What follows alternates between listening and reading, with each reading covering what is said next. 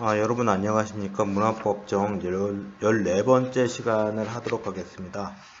오늘은 지난 시간에 별주부전에 관련한 사건을 정리해보고 이것을 바탕으로 공소장과 또 공소장에 대한 내용, 즉 검사가 죄 있음을 주장하는 공소장에 대한 내용을 반박하는 변론 요지서까지 알아보도록 하겠습니다.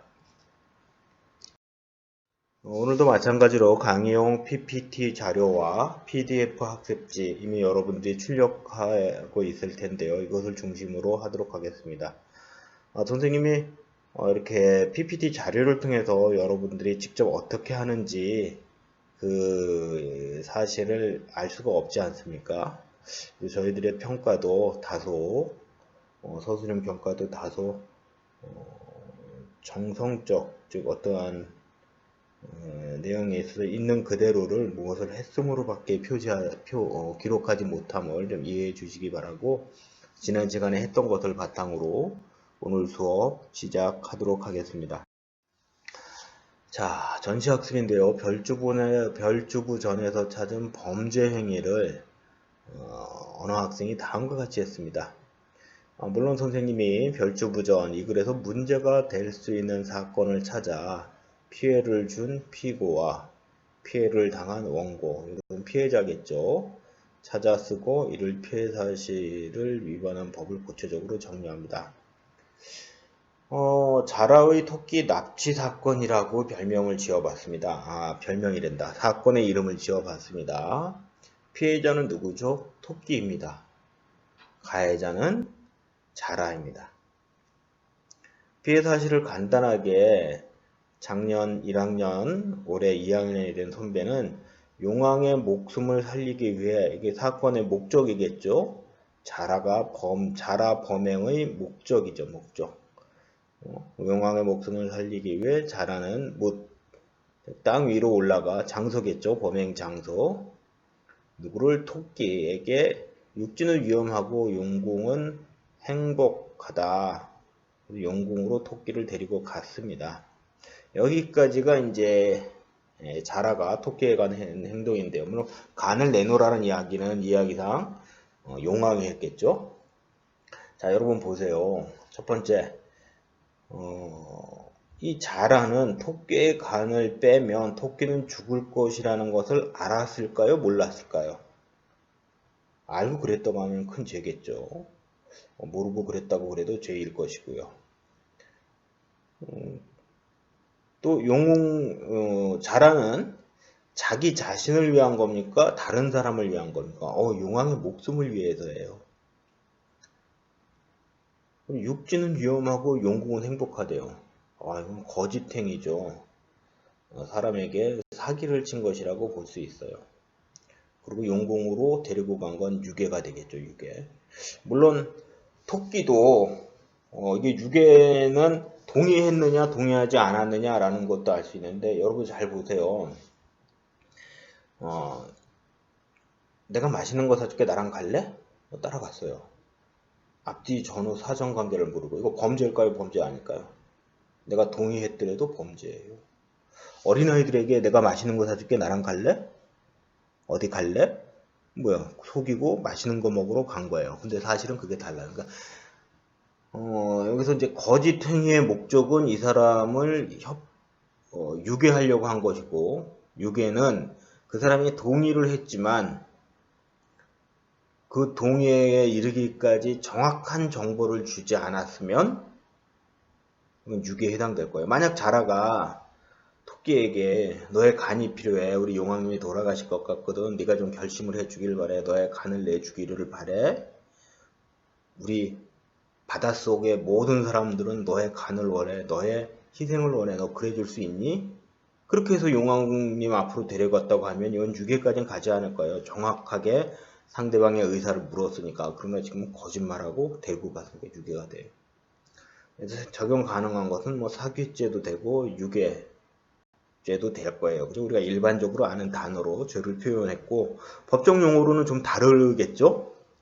자, 여긴 잘못됐네요. 용왕의 토끼 납치 사건이라고 해야 되는데 선생님이 오타가 있네요. 용왕의 토끼 납치 사건 봅시다. 가해자는 용왕이에요. 그죠? 피해자는 토끼이고, 용궁으로 온 토끼에게 용왕은 간을 내놓으라고 협박을 했어요. 오, 간을 뭐 그냥 쑥 내서 주면 좋겠지만, 이건 상해, 몸의 손상, 그러니까 그 신체적인 손상을 유발하는 행위를 요구하니까 협박이겠죠. 난 할 수 없다고 해야겠죠. 여기에 이제 토끼는 지혜롭게 거짓말하고 나왔지만 그 거짓말은 자기 거짓말을 하지 않으면 내가 죽는데 여러분 거짓말 해야 돼요? 안 해야 돼요? 거짓말? 뭐 안 해도 되겠지만 이런 상황에서 토끼 상황이라면 어처구니가 없잖아요.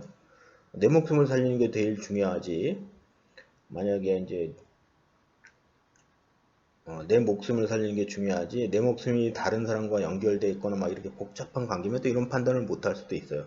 하지만 어찌됐든 간에 용왕은 토끼에게 협박을 했다고 볼 수 있어요. 그죠? 물론 그에 전문적으로 들어가면 수많은 죄가 있을 거예요. 자, 여러분 이런 이제 사실을 가지고 공소장이라는 걸 만드는데요.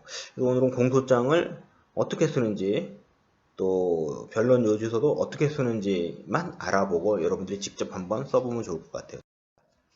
공소장은 앞 시간에 선생님이 이야기했어요. 죄를 지은 자가 죄가 재판을 통해 처벌받기 위해서는 검사가 조사하고 수사해서 그 죄를 명확히 밝혀야 돼요. 그리고 그걸 말로 해요? 아니요. 문서로 써서 재판을 청구해야 돼요. 어디에? 사법부에. 검사는 그럼 사법부예요? 행정부예요? 행정부. 검사가 공소를 제기하고자 할 때 작성하는 문서를 공소장이라고 해요. 공소장은 검사가 작성을 하고 여기 나와 있네요. 법원에 죄를 지은 피고인의 죄 형량을 제출하는 행위입니다. 문서이고 형사소송법에 정해져 있는 바가 그러네요. 공소장은 주요한 내용이 뭐냐면 첫 번째는 죄 지은 사람을 특정해야 돼요. 여기 같은 경우는 자라 또는 용왕 기타 피고인을 특정할 수 있는 사항들이 있겠죠. 뭐 자라면은 뭐 목이 긴 자라인지 용왕의 말을 잘 듣는 자라인지 등에 뭐 파란 점이 있는지 용왕 그 자라가 사는 곳의 주소는 뭐 바다 밑 뭐 몇 미터 밑에 뭐 어떤 뭐 큰 돌 아래라든지 이런 식으로 구체적으로 그러니까 일반론적으로 사람인 경우에는 이름, 주민번호, 사는 곳 뭐 이런 것들을 측정해야 되겠죠. 죄명을 찾아야 되겠죠. 여러분 죄명 뭘까요? 그 자라의 죄명은 거짓말한 사기죄, 사기와 유괴를 했어요. 그죠? 공소사실 앞에서 본 내용을 언제 뭐 우리가 이제 아주 옛날에라고 해야겠죠. 별주부전은 누가 누구에게 무엇을 어떻게 했다 이렇게 쭉 적어야 돼요. 적용 법조문도 이러이러한 것을 이렇게 법조문은 뭐 이게 형법 사기죄에 해당된다. 사기죄는 이러한 것이다. 이렇게 조문을 적어야 되겠죠. 그래서 보통 피고인을 특정하는 데에는 성명 이외에 나이, 그렇죠. 자라의 나이, 자라의 직업, 자라가 머무르는 주거지, 뭐 본족지 인간이라면 성명을 알 수 있는 경우에는 인상, 체격, 뭐 사진, 지문 등을 첨부하는데 이런 것들이 피고인을 왜 이게 중요할까요? 다른 사람 갖다가 이렇게 재판할 수는 없잖아요.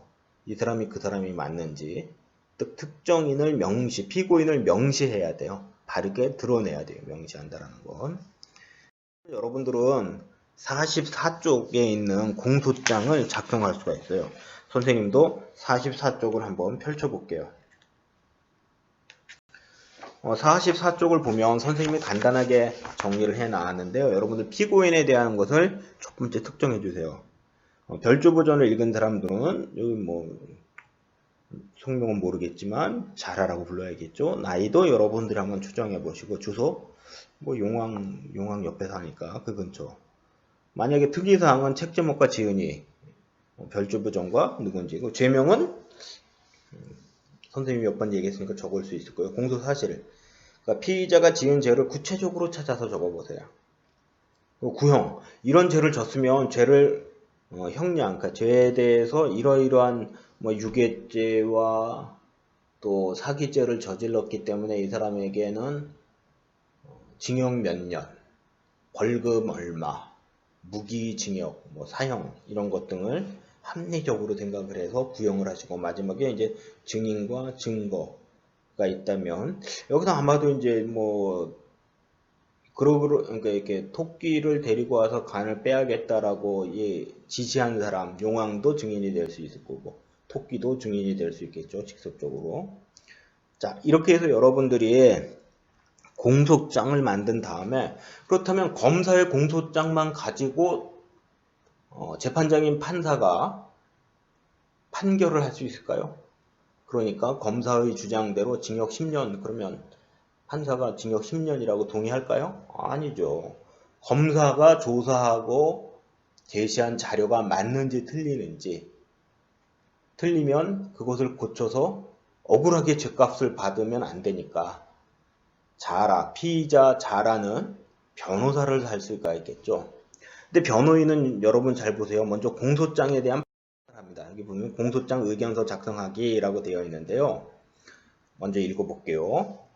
공소장 의견서는 피고인의 진술권 보장과 이게 뭐냐면 죄를 지은 사람이 진실을 말하는 것을 보장하고 공판 절차, 재판의 절차의 원활한 진행을 위해서 검사의 공소장에 대해서 검사가 이러이러한 죄가 있습니다 라고 한 것에 대해서 변호인이 의견을 제출하는 것으로 검사가 법원에서 제기한 사건에 관하여 피고인은 공소사실을 인정하는지 안 하는지를 개진하는 겁니다. 이게 무슨 이야기냐면요. 자라는 언제 어디서 어떻게 무엇을 어떻게 이러이러한 죄를 지어서 유괴죄와 사기죄를 저질렀습니다. 그래서 징역 몇 년을 구형할 것입니다. 그럼 변호사는 이것을 받아들일지 말지, 그러니까 그것을 시인하고 형량을 줄일 수 있겠죠. 그것을 다 시인하겠습니다. 다 인정합니다. 그러니 자라가 용왕이 시켜서 한 것이니 죄값을 죽여주세요. 징역 5년이면 징역 한 3년을 해주세요. 이렇게 할 수도 있고 나는 그거 부인합니다. 난 그런 일이 없어요. 조사가 잘못됐어요. 그러면 공소사실을 부정하는 거예요. 사실과 다릅니다. 재판하겠습니다. 그럼 이제 재판이 길어져요. 그래서 여러분들 보면 공소장 의견서에는 뒤에 많은 교과서 안에는 우리 자료 안에는 많은 내용이 있지만 중요한 것들은 이런 거예요. 공소사실을 인정할 것이냐 말 것이냐. 검사의 공소사실을 변호사가 인정할 것이냐 인정하지 않겠냐. 인정하면 그건 인정합니다. 그러나 이 사람이 이러이러했기 때문에 형량을 줄여주십시오 라고 변호사가 이야기할 거예요. 근데 공소사실을 인정하지 않아야 합니다. 그러면 어떻게 해야 되죠? 반대 증거를 찾아서 무엇이 올바른 것인지를 찾아야 돼요. 이래서 그러니까 잘 보세요. 공소사실을 모두 인정하느냐? 아니요. 세부적으로 약간 다른 부분이 있지만 전체적으로 잘못을 인정합니다. 여러 개의 공소사실 가운데 자라는 한두 개만 인정합니다. 아니요. 공소사실을 전체 인정할 수가 없어요. 맨 마지막에 와서는 그 사건에 대해서는 말하고 싶지 않습니다. 이렇게 진술, 이야기하는 것을 거부할 수도 있어요. 여러 가지 종류가 나왔죠. 그러니까 공소사실에 대한 인정 여부도 5가지 종류를 할 수 있어요. 그러니까 여기에 따라서 변호인은 변론 요지서를 작성을 볼까요? 변론 요지서는 뭐냐면 형사사건에서 죄를 지은 피고인이 검사가 제기한 법을 위반한 행위에 대해서 자신의 입장을 대변하는 거예요. 변호하는 거예요. 그럴 때 작성하는 서식인데 대부분이 변호사가 직접 써요. 물론 피고인이 직접 쓰게 돼요. 법률적 지식이 있다면. 여기서 변론은 무엇이냐면요. 상대방의 주장이 잘못되어 있다라고 하는 반대 의견을 내는 것이에요. 물론 증거도 내야 되고, 변론은 피고인이 검사의 주장에 대해 반대 주장을 하는 방어의 방법으로 진술하는 것이다. 그죠? 공격을 검사가 했어요. 너 이만큼 죄를 졌으니까 징역 10년.